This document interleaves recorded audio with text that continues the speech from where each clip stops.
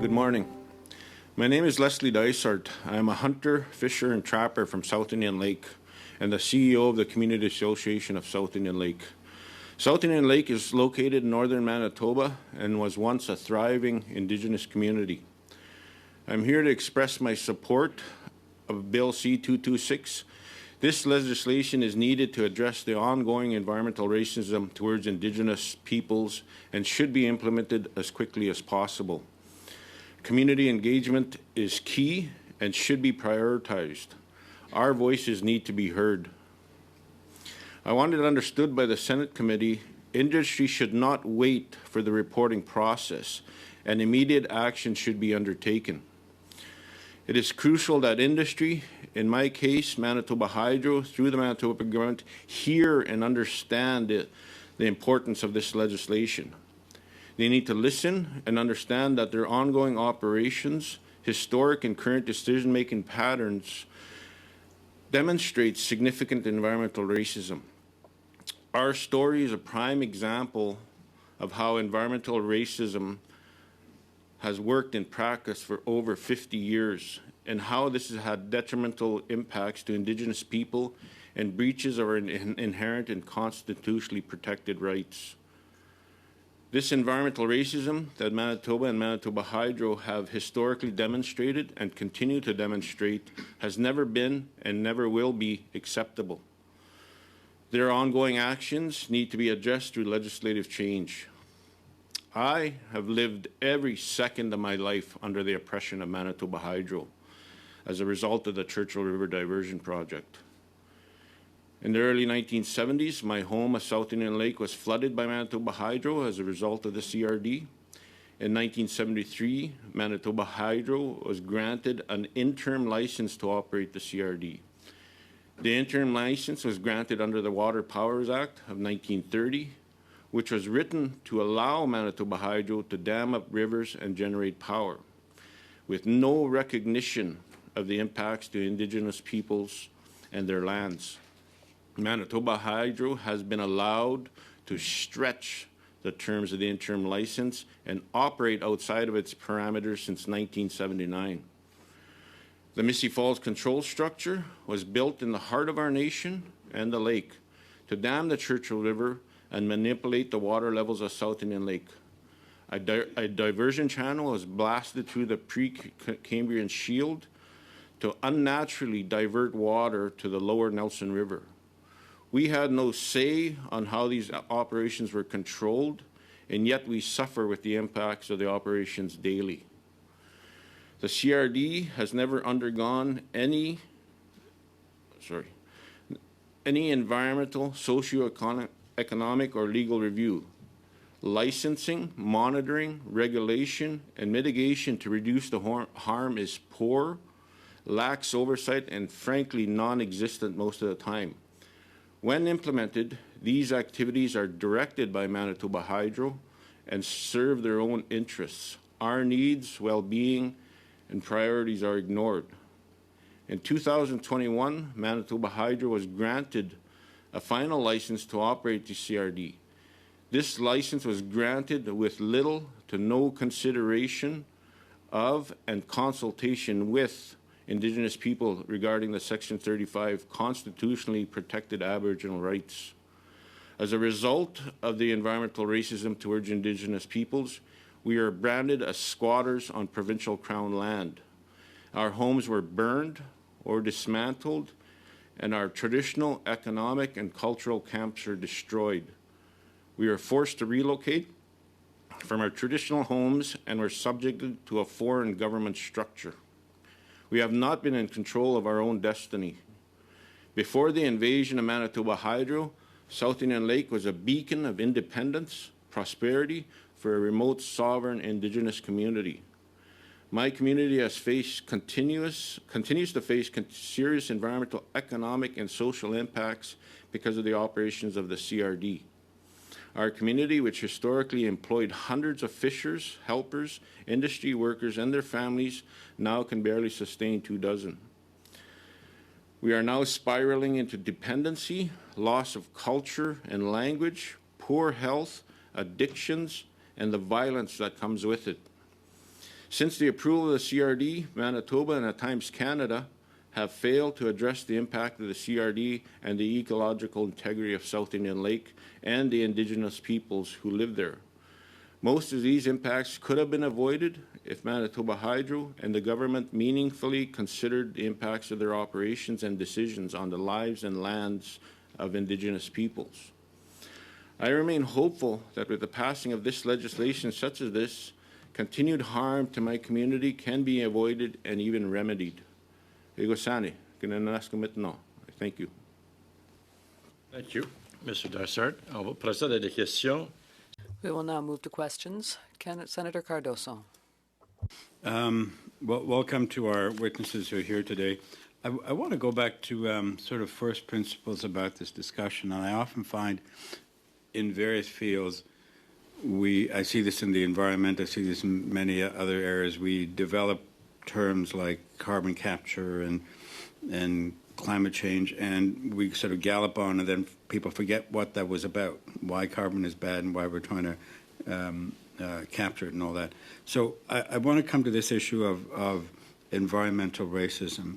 If I can take you back to square one and just ask you to define it. Now, I'll just give you a paraphrase, a definition here from the Canadian Race Relations Foundation, which describes environmental racism as a form of systemic racism in which policies, practices, or actions relating to the environment have a disproportionate and negative impact on certain groups. That's sort of a tight definition, but I wonder if you could provide us with your idea about what environmental racism is, and I'll ask you to start, Mr. Dysart.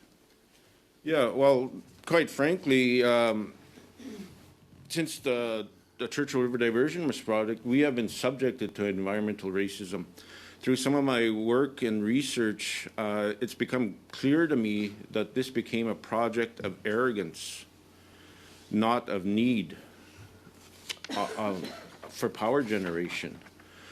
The language of the day when the CRD was proposed was that it'll only impact the small band of Indians of South Indian Lake. And I believe that that kind of thinking persists through the last 5 decades. The actions undertaken by Manitoba Hydro through the lax oversight of Manitoba are almost always environmental racism to the Indigenous people in northern Manitoba. Not just my community, there's dozens of communities impacted. But we are ground zero of the Churchill River diversion and probably the least addressed First Nation. You know, there's been a series of agreements and programs, but they are imbalanced. As I've said before, we are ground zero. Most of these programs are not implemented in South Indian. It's only when we raise our voices, and it's a very slow process, an unequal process. You know, in this day and age of so-called reconciliation, those words ring very, very hollow in northern Manitoba. Those words are spoken, but actions are either done prior, during, or immediately after that harm us. To this very day, this very second, we are being harmed by the actions of the Manitoba Hydro through the lax approval of Manitoba. So I know it's not a clear definition of environmental racism, but the very acts that are portrayed, the words might not even be considered, but the outcome is racism. They don't have to do this to us. Yeah. Most of their actions were avoidable and definitely mitigatable, if that's a word. You know, it's done by want, sometimes greed. Okay. And your territory, South Indian Lake, is where? In relation to other cities? It's located in northern Manitoba, about 75 air miles northwest of Thompson, okay. 310 kilometers by drive. Okay.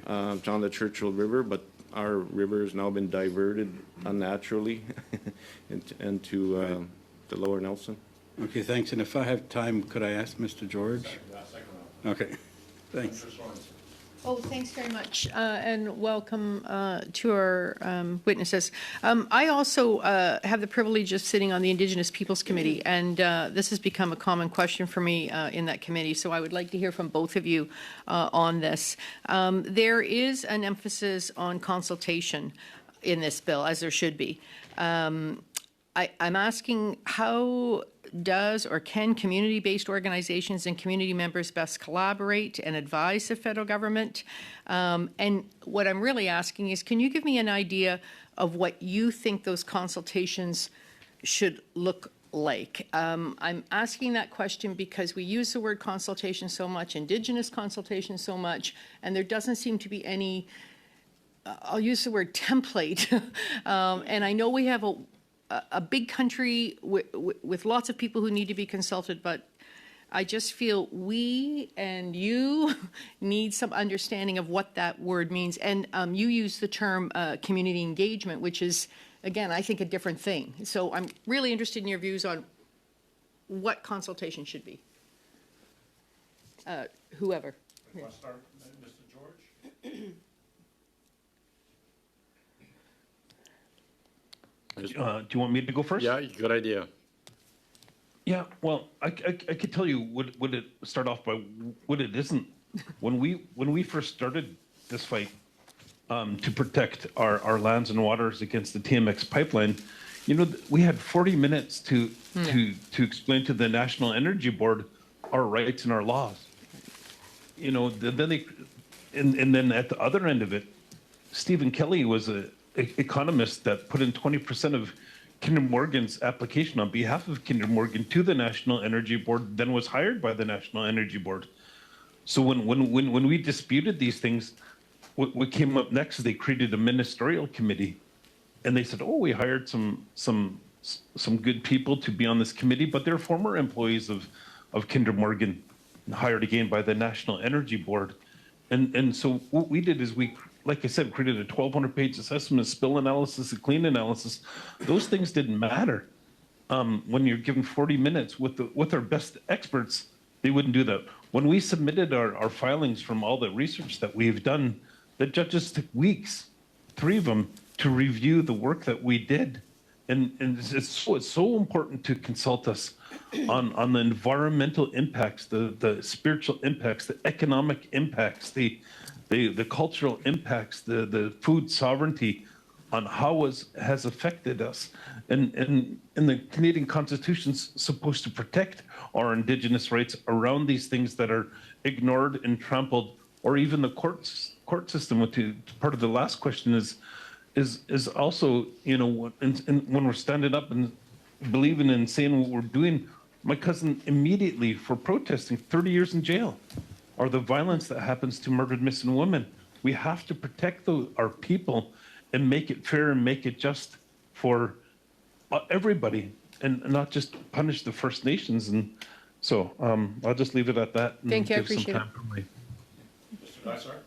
Yeah, the experiences, Mr. George, are similar. I mean, consultation, from my experience, is just about meaningless in Manitoba.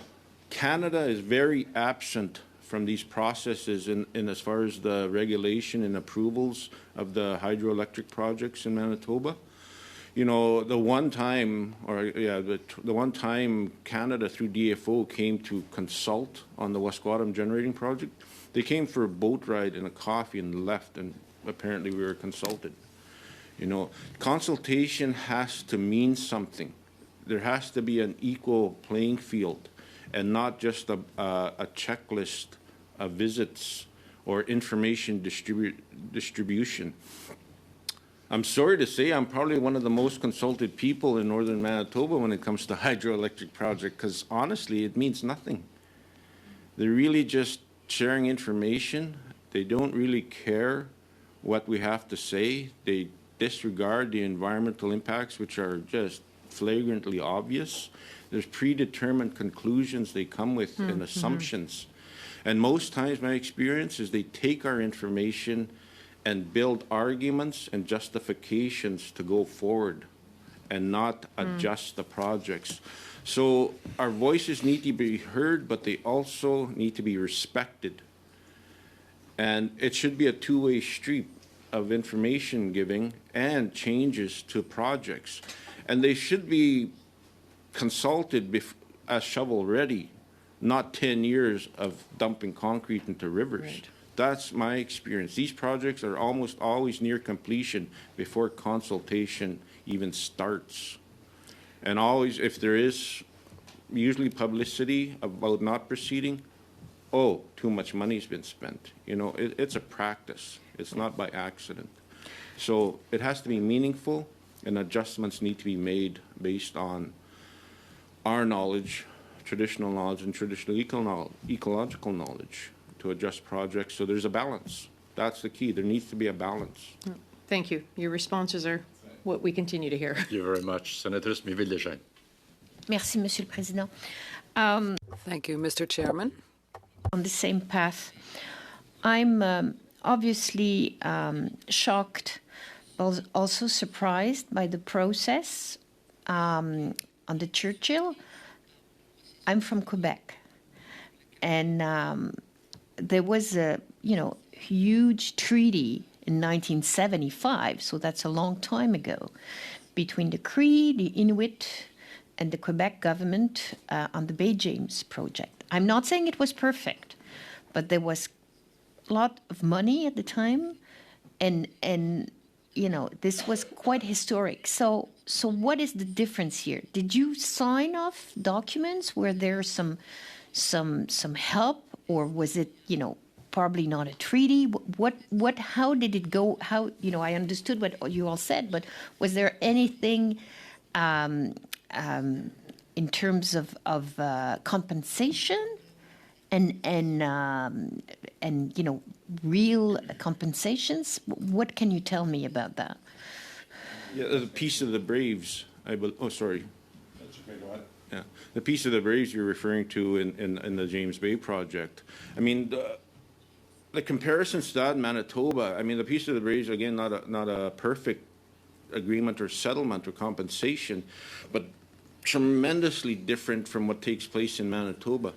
My community of South Indian Lake, which was ground zero of the Churchill River Diversion Project, was denied process as far as what's called the Northern Flood Agreement, what people have called a modern-day treaty signed in 1977, basically the same year that the project was complete. Our community was not allowed to be part of that process. We were denied support to engage Canada and government. We were left on our own to use our own resources to argue for compensation. Manitoba, subject to check, but withdrew funding from my community because we opposed the project. I see. And they basically told us, we won't provide you any funding to do that, but we will talk about compensation. You couldn't talk compensation when we didn't fully understand the effects and impacts of the project. They've been ongoing. They weren't a one-time event. There's been 51 years of environmental and social harm to my community. So thank you for clarifying that. It's also a question of length and how it went. How will this bill, if passed, help you? Because it's what we call a framework. Yeah. There is no obligations as such. What do you think? And maybe this is for the two of them, two witnesses, if we have time. Yeah, sorry, I no disrespect, I just don't know the process. One, Canada has been absent from our community in relation to Manitoba hydroelectric projects for a long time. They disappeared from our community in the late 1980s. They need to be drawn back into a dialogue, a discussion. That's one thing. And also this bill will expose, and I will use that word expose, the actions of Manitoba Hydro and at times the Manitoba government of the acts that are really equal environmental racism. Those are two very important things that need to occur. Yes, it is a framework, but I believe it's an important framework to move forward to expose and address the environmental racism. Out of that, I believe there will be positive action. But again, I stress to the Senate committee, industry, a message needs to be sent to industry. They shouldn't wait. There are solutions out there. They should be immediate and significant. Thank So you. Thank this would send a strong message. Thank you. George, did you want to add to that? Thank you. You know, I agree with my colleague, my friend that's in Quebec. I 100% agree. Also, what I'd like to add to that is to Tsleil-Waututh. We're in a sense, we're ready, capable of addressing these needs and having resources. You know, we spent millions of dollars of being stewards and protecting our land from the TMX Kinder Morgan pipeline. And that's a lot of work to do, the assessments, working with world-renowned scientists and economists and marine biologists and everything. But some nations are not ready for that. Some are still dealing with the effects of colonization and residential school legacy in our communities, and some of the communities I'm related to in the northern nations of Canada, where, you know, things that affect their environment are getting passed through because might not have the capacity to deal with it to the degree that we dealt with it. So this bill would help them, would help those nations to protect, because what they want, like what we want, like my relation from Quebec, we want to protect what we love. And what we're saying is our actions benefit everybody. Everybody wins when we win. But when industry comes in and they win, we all lose. And especially the environment, and especially the people who've been stewards. When a spill happens, they're not moving. We've been here since time out of mind, and we're not going anywhere. And so I think, I feel it will help the nations that need help. It will help the nations to give them a stronger voice that might not have. Because not long ago, we were in the same position where, you know, Tsleil-Waututh, we went down from 20,000 people to 13. My mom's number 62. So when she was younger, we're still healing. And if reconciliation means something, that it could point in that direction of being a good reconciliation, where we do sit down together and address our issues together and listen to First Nations and listen to our land and title rights that the Canadian Constitution is supposed to protect. You know, I see, like glyphosate, for example, they'll send a letter once a year saying, hey, we're going to spray in your territory. If it's not answered, or if it's buried in a whole bunch of different emails, then they go ahead and do what they do. But that's their effort. It's checking a box more often than not, just checking a box, already making their decision and not listening to the facts that we brought forward as a nation with all the work that we did with analysis and studies, just checking a box. And it shouldn't be that way. And I hope, and I know this bill will address that. So thank you. Thank you. Senator Arnott? Well, thank you, witnesses. I have a couple of questions, and they're for each witness generally. I'd like to know what you think in terms of, are there any weaknesses in 226? Are there things that you think should be strengthened in this bill that we could comment on? And I'd really like to know what you're thinking there, because it is just a framework. Another question that I'd really like to get at is, a lot of this is all about accountability of government. And I don't know if you're aware of it, but I think there's a connection. The UN Declaration on the Rights of Indigenous Peoples Act has an action plan that Ministry of Justice has put forward. And if you're aware of that, that's good. If you're not, then I'd like you to take a look at that, because I think it could help answer, because I see a real connection. It's about creating an oversight mechanism, or a group of mechanisms, that gives Indigenous people access to remedies in a much more aggressive and immediate way than currently exists. So that's item 19 in the UNDRIP Implementation Act. And I say that in terms of advancing the accountability. I also want to know if you think you can link, and I think you've already talked about it, but it's this idea of reconciliation requires action. And I think there's a huge principle of reconciliation that we can link to the issues that you've been raising on environmental racism. So I'd like to hear both witnesses react to those questions. Sure. No bill, I mean, Canada is broad, both east and west and north, and many, many communities in different territories with different impacts.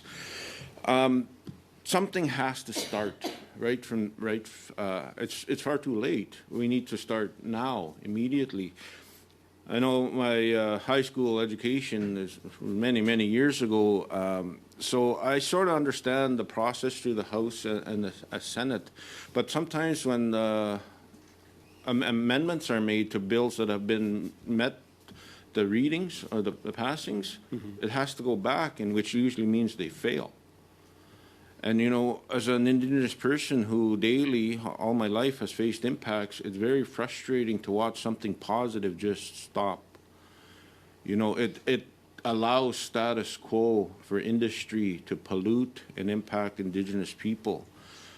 I'm sure every bill has weaknesses, but we shouldn't fall into the trap of trying to make it perfect while industry has status quo. So I would suggest the Senate move forward and bring further bills if needed. But the message, like I said earlier, needs to be strong and clear and immediate to industry. It's not acceptable. Change now. And I believe this bill moving forward would send that signal. I am not quite versed on the UNDRIP, as I should be. In a small community, wear many hats, many deals. Like, it's an unfair playing field all the time. Industry usually controls the processes in Manitoba and fund the processes. And us as grassroots people in remote communities don't have the same access to resources, even some of the what I call knowledge to here. And usually you can spend a lot of time and effort. The industry has moved on and had closed-door meetings, if I can use that example. So we're very much always playing catch-up. So action, meaningful action, immediate action, significant action to address reconciliation. I believe everybody understands it. Act on it. Move forward. And if there is weaknesses, deal with them as you move forward. Don't stop and regress. So George? Thank you. There definitely is a connection between reconciliation, the bill, and UNDRIP, and reconciliation, because what we're explaining is that we're not heard, and even when we are, like in court, even when we explain those facts, they said, you're right on your argument about economics and the killer whale, but we're still going to side of the best interests of Canada. You know, and it wasn't the best interests of all the work that we've been doing. So and I agree that this is a start, and you know, but. And I think with your comment about UNDRIP is saying the same things as us, is that, you know, UNDRIP has some good, valuable things in there that we could incorporate into what we're doing and moving forward. So you know, so this bill is a good start, but you're bringing in examples that would enhance something like this, and I know we would too, 100%, and I know many nations would too. And you know, and it has to be a win-win for our environment, for our people, and our future generations. And so, yeah, thank you. Thank you. Thank you very much. Senator McAdam. Okay, I am substituting on this committee today for Senator McCollum, and I'm asking questions for her that she is prepared for both witnesses. So I'll start with the first question. In the examples you have given us about your horrendous experiences of living lifetimes under resource extractive companies, as Indians living on Indian traditional lands, and therefore under federal jurisdiction, you witnessed the destruction of the very environment that has sustained your people since time immemorial. This is an example of failed accountability. You have indicated through your presentations that the provincial and federal governments have not shown accountability despite evidence of destruction having been provided to them. There is no way for smaller communities to bypass centers of state power, including the power given to corporations. When things go wrong, when livelihoods are lost or are drastically decreased, when we see premature morbidity and mortality, what should be done in beginning to look at ways to fix this?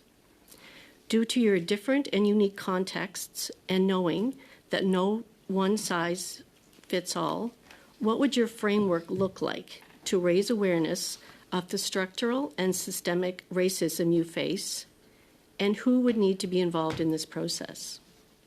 That's addressed to Both witnesses. both. Senator Dysart, you want to start?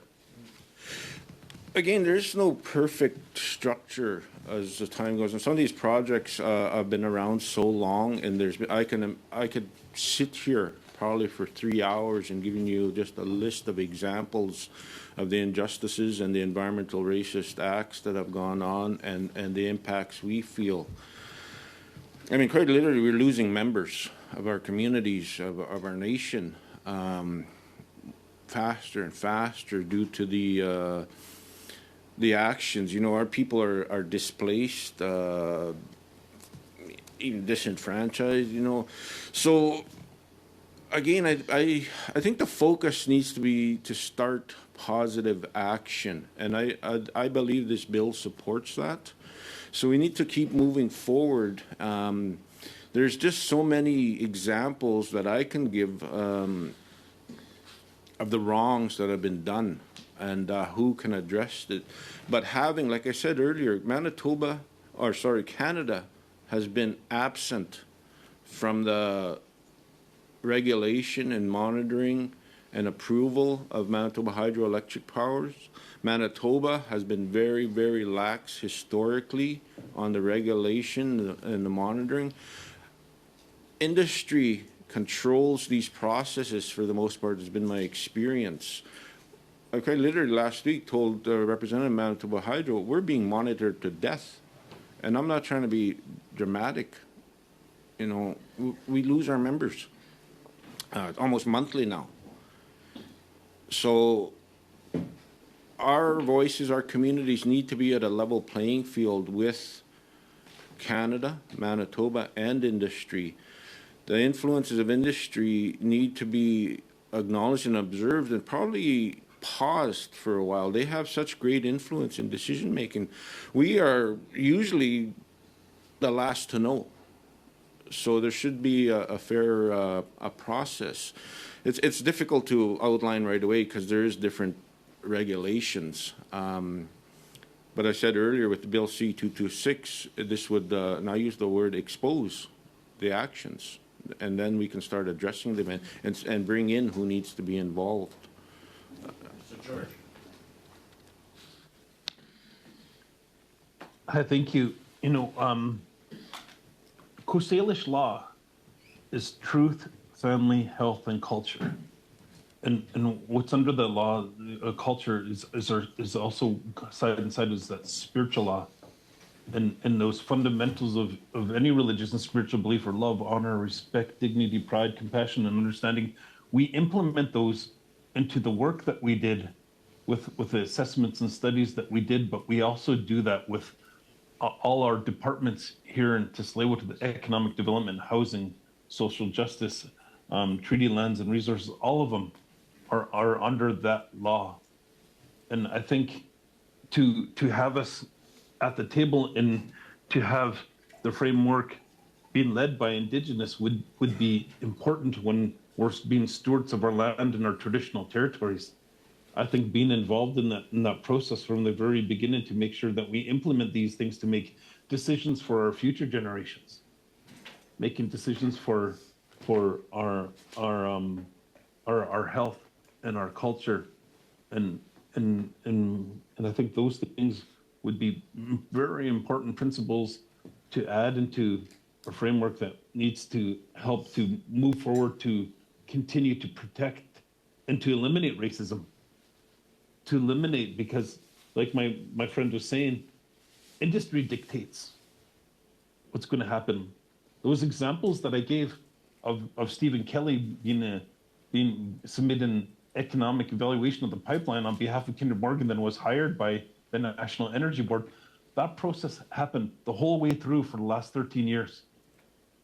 The last 13 years, and when it was Kinder Morgan owned, they bent over backwards to do that. But now we look at it, they own the pipeline, they make decisions on the pipeline, and they push it through, no matter how much it's going to cost. A stranded asset. Even now, it's going to be done pretty soon, and they say May 1st. But those risks of all the studies that we did become real. The economic analysis, $20 billion. $20 billion of a pipeline that's a stranded asset. That they're still going to continue to burn money by even using it and paying somebody subsidies to put their product through this pipeline. All these things don't make sense.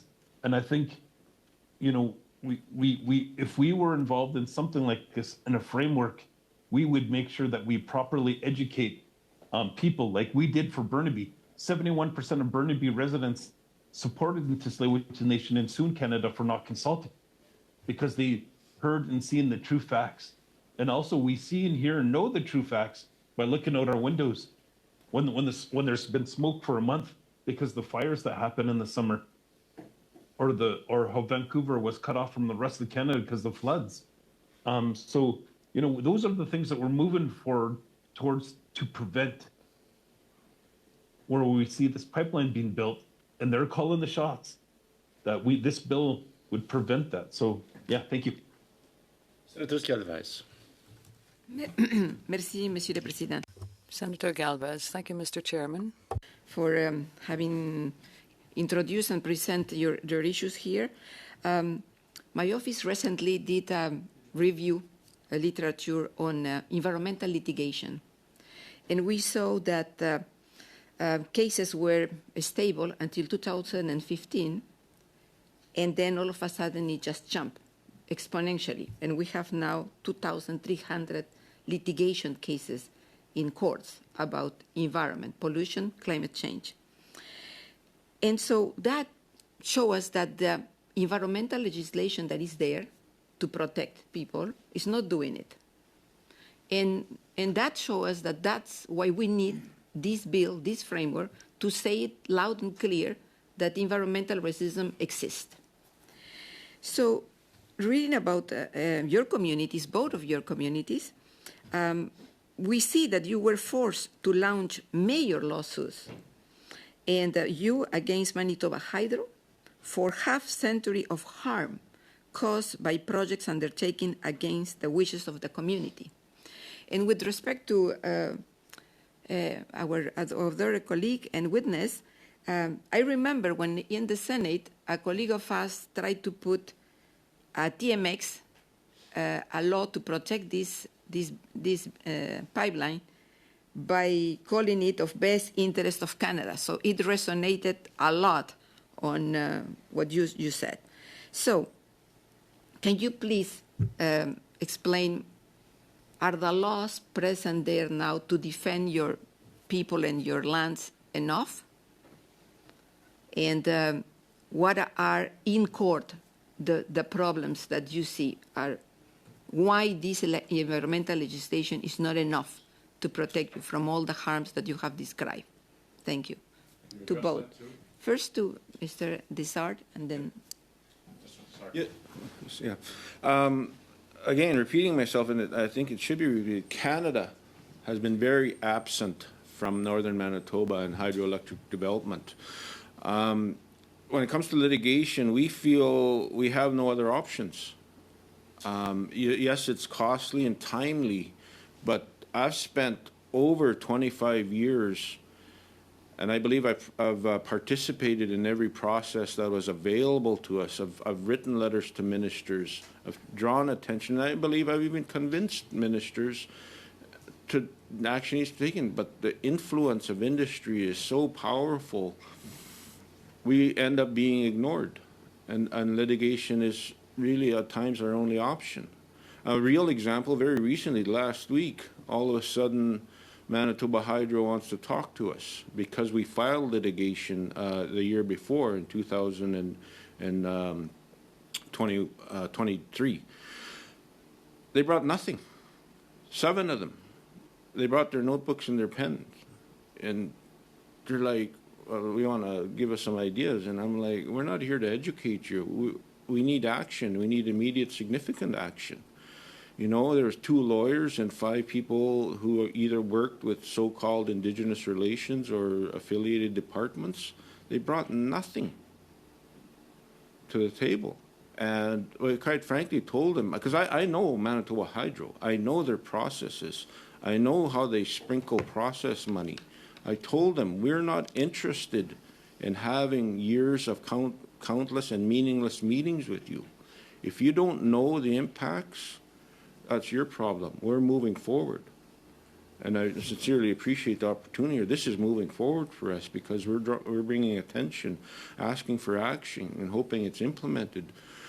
So it's very unequal playing field, Ron. You know, we're always usually the last to know what's going on because we're not fully or meaningfully informed. Projects are way past shovel ready. Concrete is literally being dumped into rivers before even somebody, maybe we should talk to those Indigenous people that are impacted. But again, it's usually foregone conclusions, decisions. We can convince everybody, through my experience, for change, and they basically, well, we can't do anything now. It's too late. So this is the stage that has been set for us. So litigation, I believe, is necessary at times. Will it be successful? I don't know, but I've advised my council and other leaders that we have to go there. To use the term, not to be dramatic, and a shotgun approach. Try get everybody drawn into the discussion because, again, I'll be short here that I've tried for 25 years to follow process, try decision making, but my feeling is decisions are made. I've had members of the Clean Environmental Commission, the Public Utility Board, come to me during our hearings and basically keep fighting after this. And I'm like, aren't you going to make a positive decision? The decision's been made before they even start. That's my experience. So, yes, litigation. I mean, I don't like it, but it's a necessary evil, as they say.